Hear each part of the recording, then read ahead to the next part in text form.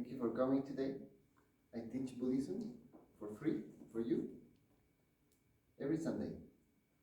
And this is where I learn in purelandschool.com, where you can also learn. So last time I was talking about blind passions, which is a Buddhist term, and I explained in detail the meaning of blind passions. And this is a very important word, a very important Buddhist term that you need to understand in order to understand the teachings of Buddha. It's a very basic and fundamental concept. So basically, blind passions are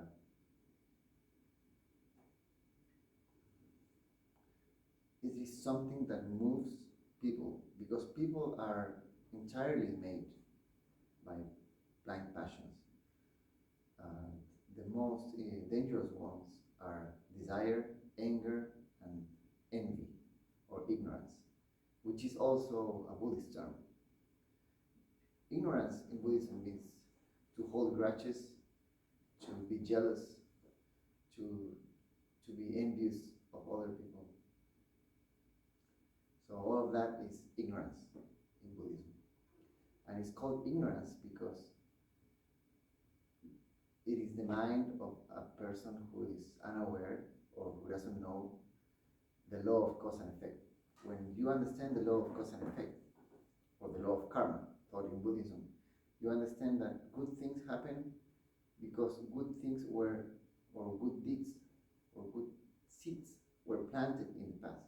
So because you did good, you have a good result.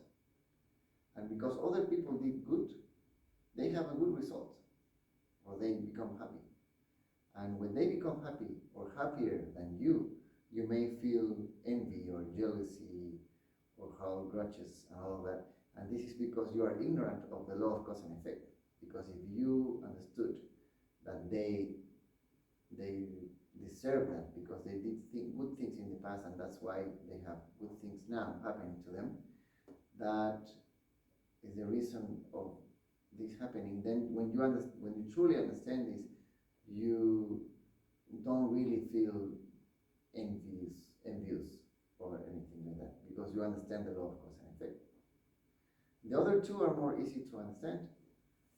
Desire, we all have desires. I will talk about desire and the five major desires of human beings in my next video, I think. Unless you have questions, and of course I will always prioritize to answer your questions. But the five major desires are universal to all human beings. Desire is something very important, but it doesn't have like a different meaning from the common world or common people using the word desire. Is not different from in Buddhism. And anger, we all know what anger is, right? When you are distracted by something or someone, you get angry. So those are the three most important, let's say, but actually dangerous blind passions. But there are 108 blind passions within us, which is not a real number. It only represents infinite, because we are entirely made of blind passions. And you can, like I explained last time, you can find the list of the 108 blind passions, but it's not only that, that's like examples. So we are made of blind passions. So in order to understand why blind passions are so important, I can provide a couple examples today. So we, human beings, we think we are very logical. We do what we think. We tend to think like that we have no contradictions, and we have a plan and we try to follow the plan, right? But actually, we are quite foolish, and we don't always do as we say. We don't always follow the ball. We don't always follow the plan. And this is, I would say, because blind passions are there.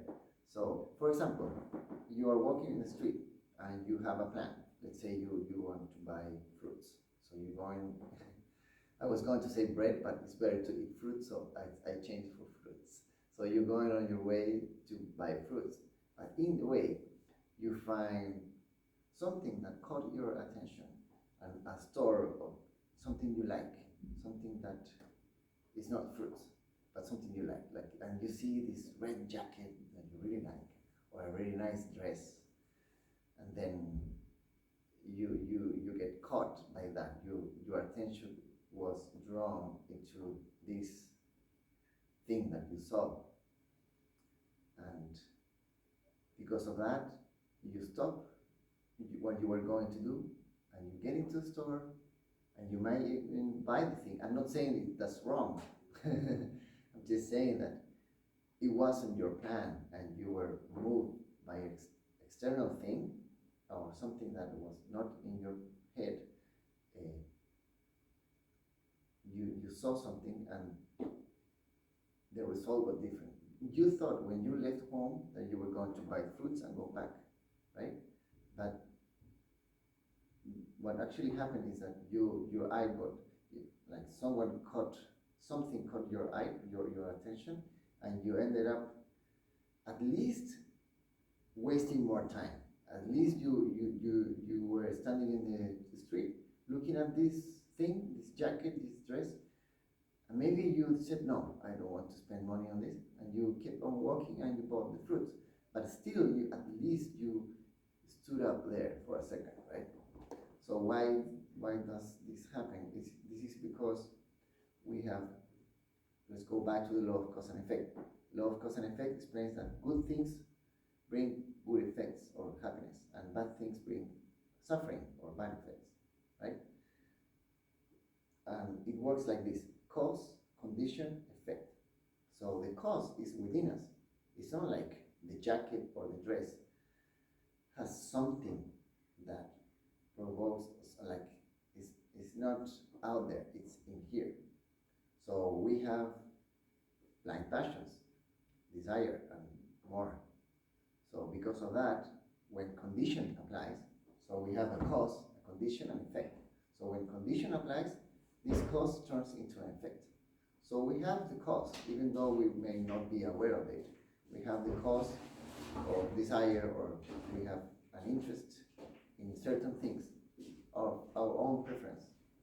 Because other people who may not like jackets or dresses at all, they will not stop. But all of us have at least something that will cut our eye, right?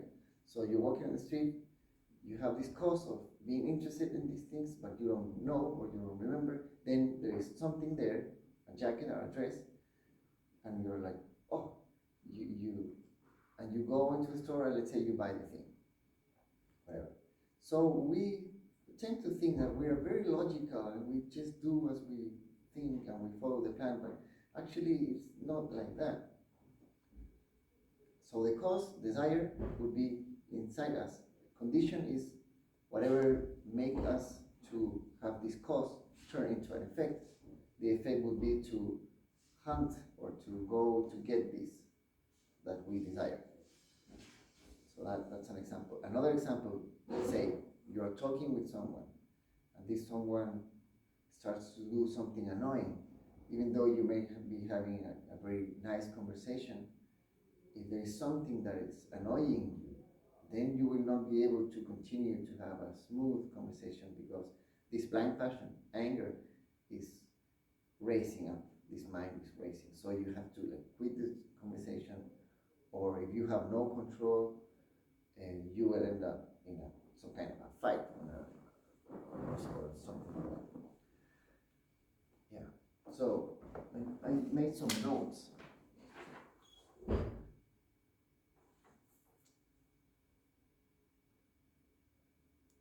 Yeah. So well,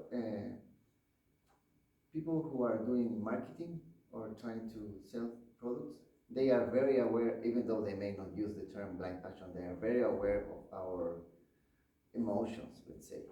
And they use colors and things in advertising to cut your attention. And they do.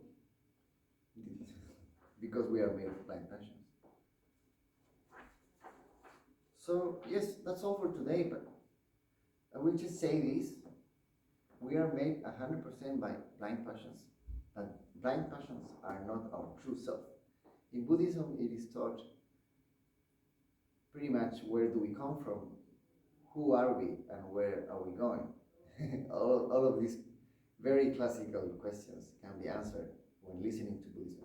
So about the second part, like who are we, or what is the true self, this is something very deep that I will talk in the future, but the true self is not the 108 blind passion, even though we are made of that. It's just like our body. We have a physical body, but what is the true self? Is it our body? Blind passions are not our true self, even though we are made entirely of blind passions. So I will explain this in the future. Yes, that's all for today. Thank you.